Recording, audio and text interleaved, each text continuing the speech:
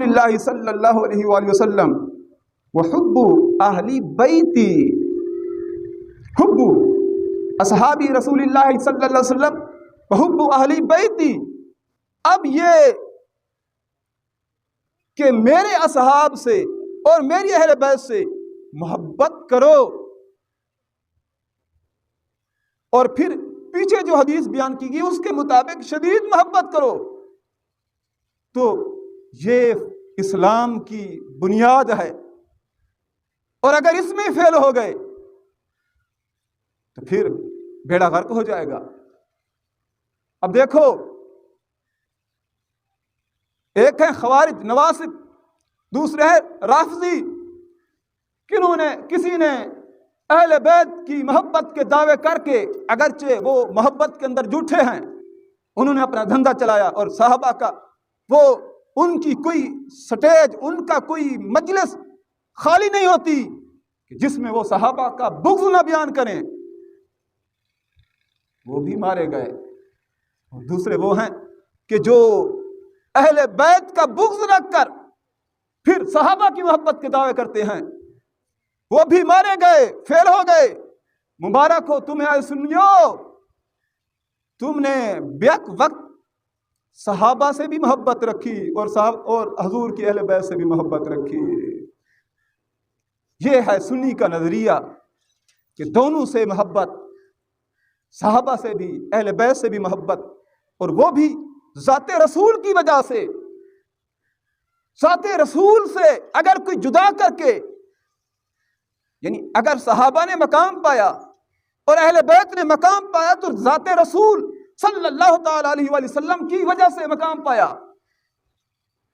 اور اگر صحابہ سے ہم محبت کرتے ہیں تو رسول اکرم صلی اللہ تعالی علیہ وآلہ وسلم کی وجہ سے محبت کرتے ہیں، اور اہل بیت سے محبت کرتے ہیں تو رسول اکرم شفیع معظم صلی اللہ تعالی علیہ وآلہ وسلم کی وجہ سے اہل بیت سے محبت کرتے ہیں. تو یہ سنی کا نظریہ ہے. یہ جو احادیث پڑھی گئی ہیں، اگر اس پر آج بھی کوئی روئے زمین پر تمہیں کوئی چلتا پھرتا کوئی مسلک ملے گا تو اسے مسلک کے اہل سنت و جماعت کہا جاتا ہے. کیوں کہ ہم ہیں صدیقی، اصل کے اندر ہم ہیں حسینی. ایسے صدیقی نہیں کہ ایک طرف تو صحابہ کی محبت کے دعوے ہوں اور دوسری طرف یزید کو بغل کے اندر چھپا کے بیٹھے ہوں. اور ایسے بھی حسینی نہیں کہ ایک طرف تو اہل بیت کی محبت کے دعوے اور پھر دوسری طرف کبھی امیر معاویہ کا بھی بغض بیان ہو رہا ہو معاذ اللہ، کبھی صدیق اکبر کا بغض بیان ہو رہا ہو معاذ اللہ. نہیں، ہم ہیں سچے حسینی، ہم ہیں سچے صدیقی کہ سینہ چیرا جائے، دل کے ایک طرف صدیق اکبر لکھا ہوگا، دل کی دوسری طرف حسین لکھا ہوگا، دل کی ایک طرف عمر لکھا ہوگا، دوسری طرف مولا علی لکھا ہوگا، ایک طرف عثمان لکھا ہوگا، دوسری طرف حضرت حسن لکھا ہوگا، ایک طرف معاویہ لکھا ہوگا، دوسری طرف امام زین العابدین لکھا ہوگا.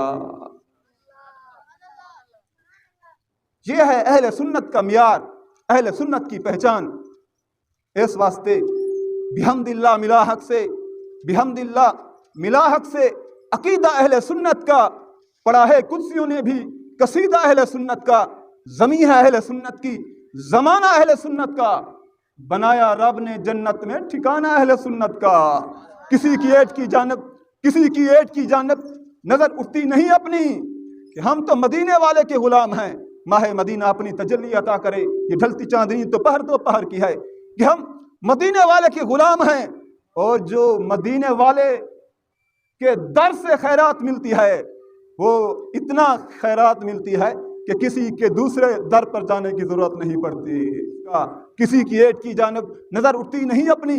خدا نے بھر دیا اتنا خزانہ اہل سنت کا. اٹھو منزل مل گئی تو مزے کی نیند سو لیں گے، کرو تم کام تھوڑا سا روزانہ اہل سنت کا. اب دیکھو،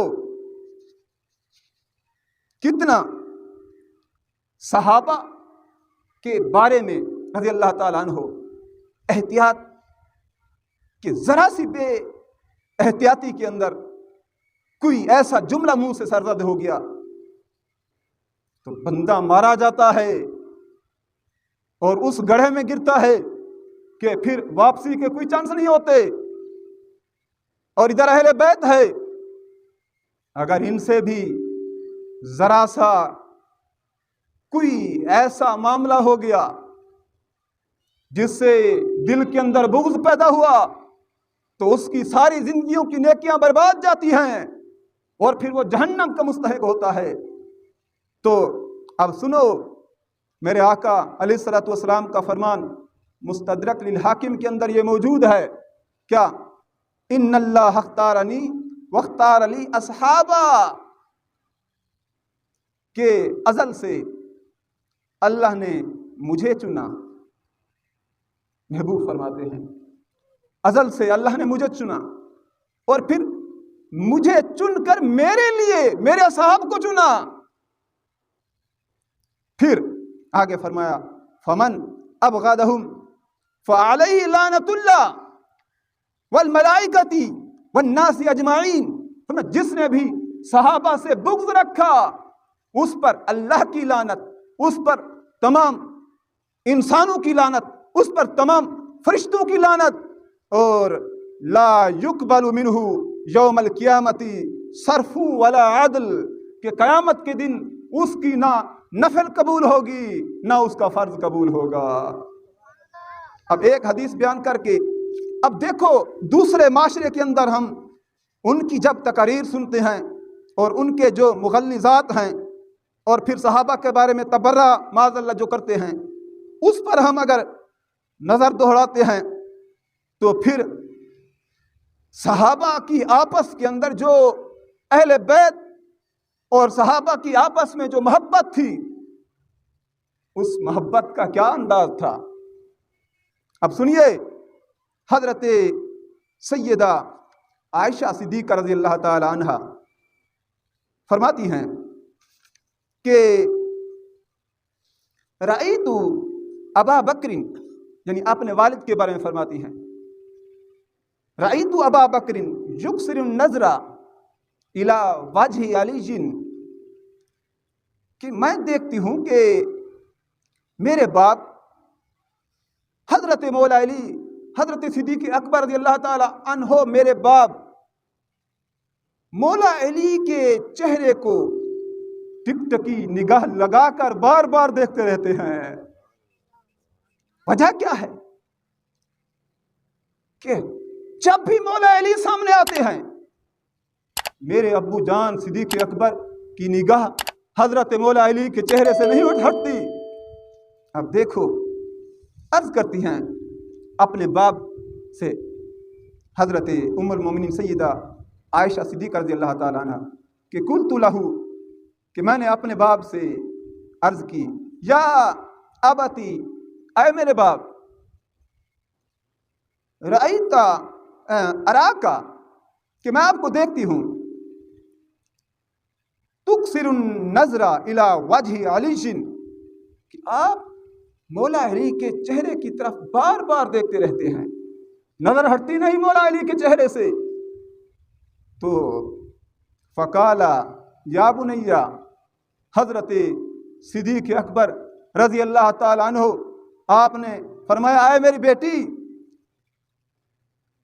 سمیت رسول اللہ صلی اللہ علیہ وآلہ وسلم یقول النظر الی وجہ علی عبادہ. میں نے سنا، صدیق اکبر فرماتے ہیں، کس سے؟ اپنے نبی اکرم سے. کیا؟ کہ جس نے میرے علی کی طرف چہرے کو دیکھا، علی کے چہرے کو دیکھنا بھی فرمایا وہ اتنا بڑا ثواب ہے کہ بندہ بیٹھ کر دیکھتا تو مولا علی کے چہرے کو ہے اور ادھر عبادت کا ثواب لکھ دیا جاتا ہے. تو اللہ تعالیٰ کی بارگاہ میں دعا ہے کہ اللہ تعالیٰ ہمیں آخری سانس تک مسلک اہل سنت پر قائم رکھے اور مسلک اہل سنت کا دفاع کرنے کی توفیق عطا فرمائے۔ وما علینا الا البلاغ المبین۔